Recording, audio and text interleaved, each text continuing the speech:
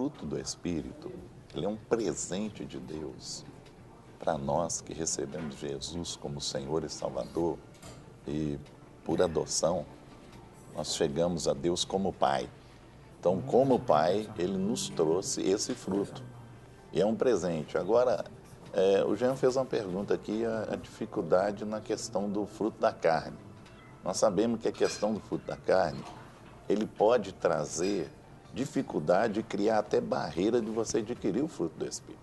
E você vai criar legalidade. O pecado traz o quê? Traz legalidade. Ele quebra o relacionamento com Deus. Então nós vamos perder o quê? Nós vamos perder essa essência que é o fruto do Espírito. Pastor, que é um presente que Deus te deu. E só para ilustrar, eu até gostaria de ler aqui, vou utilizar o celular aqui do pastor Rogério, que está com a Bíblia, para ler sobre o fruto da carne, né? Porque aí as pessoas vão poder entender um pouquinho mais sobre o que a Bíblia chama de obras da carne, né?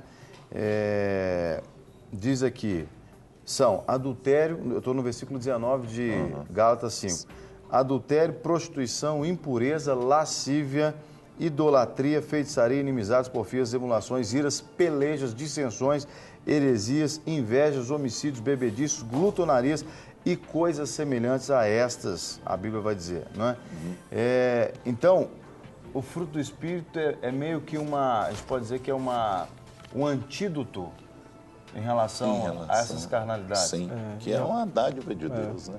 E ao mesmo tempo, por que muitas vezes as pessoas não conseguem experimentar essa questão de experimentar a ação do fruto do Espírito? Ou seja, nós usamos até ontem a expressão como se fosse uma laranja, né, uma mexerica, e a manifestação seria os gomos, né?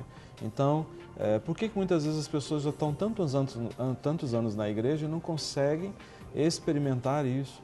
Porque as obras da carne têm sido muito mais fortes na vida dela. E uma vez que as obras da carne têm sido fortes, isso traz o quê? Prisão, aprisionamento, e aí não consegue experimentar, ou seja, aquilo que Deus tem.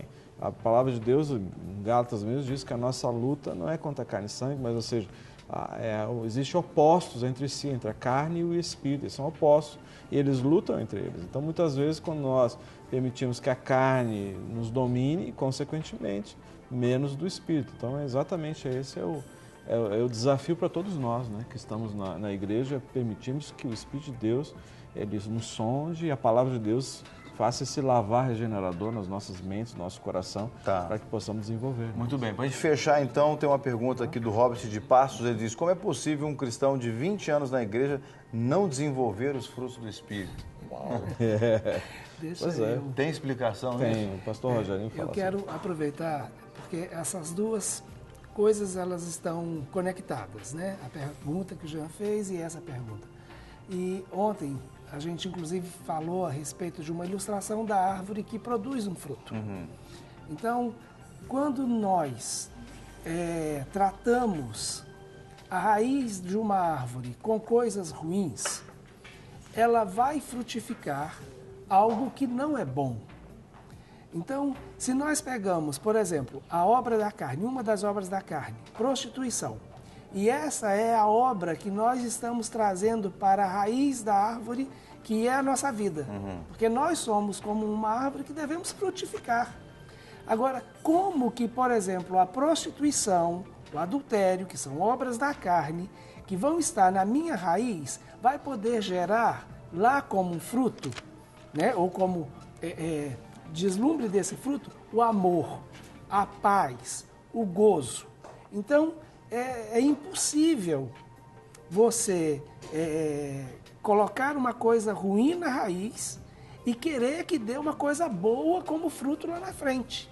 Então, muitas vezes, a pessoa fica 5, 10, 15, 20 anos, a vida inteira, no contexto de uma congregação local, vivendo em comunhão com a igreja, mas ela não consegue se desligar de algumas coisas que estão intimamente ligadas à obra da carne. Então, ela tem alimentado a sua vida, que é essa árvore que deve frutificar, de coisas que vão gerar aquilo que não é o que Deus tem para nós.